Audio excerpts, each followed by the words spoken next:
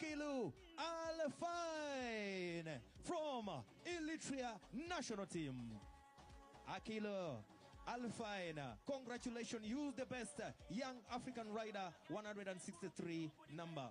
As we call upon Chantal Kagame, the CEO of Momo from MTN, as well as Katabarwa Daniel, the treasurer from Federation of Rwanda Cycling. Rwanda Cycling Federation treasurer Daniel Katabarwa. And of course, to Adundi Jazzy, we call upon Chantal Kagame, the CEO of Momo, to help us add on the beautiful Momo MTN jersey to the Eritrean rider here today. Atwara ubutumwa bwa Momo muri Asmara Eritrea babwire yuko hari icyo bita Momo mu Rwanda. Twagiye. Uyu ni musore kirero. Uyu ni umusore no muri Tour du Rwanda ya 2023 yarahangiye